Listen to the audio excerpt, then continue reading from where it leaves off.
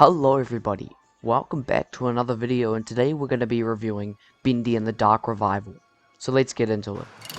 Now this game is set in the 1970s where you play as a young girl named Audrey, and you are working a late night shift at the studio, and you go to get some coffee, but instead you run into the creepy janitor named Wilson, and he needs you to turn on the ink machine. So once you actually get all the bits and pieces, which is a great throwback to the old game, you need to get the bits and pieces to turn on the machine. He tells you that you are gonna die, and you need to find him after you've been covered in ink. So yeah, you sink in the ink, and then you wake up in a different place. Now once again, Bendy and his terrible inky friends have come to kill you. However, this time you have powers and you're covered in ink. There are also new enemies such as the Lost Ones, the Searchers, and the Butcher Gang. There being a fourth member of the Butcher Gang which you get introduced quite early into the story. You also need to run from Bendy quite early in the story, because Bendy is trying to kill you again, even though Wilson said he killed him, which was a lie. Now you have one objective in this game, and that is to get to the highest story, which is the safest place to be. But as you are trying to get to the top, you are riddled with puzzles and enemies, which is what makes this game fun. The stealth and the enemies. You also get your gent pipe back, which is a really good thing. You can also get new upgrades for your gent pipe, allowing it to go into this electricity mode, which does more damage, and also allowing it to open doors that you usually cannot open. And you can also stun enemies with one of the upgrades.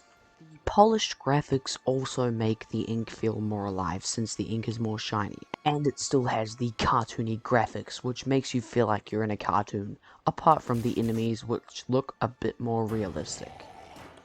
The challenging puzzles and boss fights also make a return, with the puzzles being a bit more challenging because you have to run away from Bendy the whole time, which is a bit stressful and makes you forget where the stuff you need to collect is.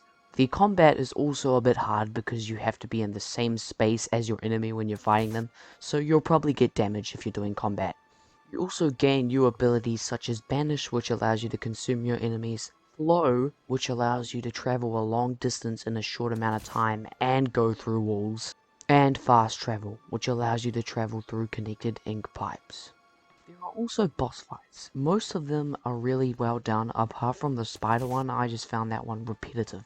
And during the end you become the Ink Demon himself, which I thought was quite cool. You also get to see some of the old characters and villains of the first game, such as Bertram, Sammy, and Henry.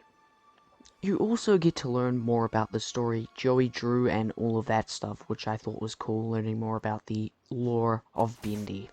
And it turns out you were Joey Drew's daughter all along, which is quite cool. And we once again get to see evil Alice and old Alice, but eventually the nice Alice kills the evil one. And it's quite cool that we get to meet the cute Bendy. So yeah, this is my review of Bendy and the Dark Revival. I did think it was a good game. There were a bit of repetitive bits, but still, it's a great game and you guys could try it out. So thank you for watching, subscribe, thumbs up, and I'll see you next time.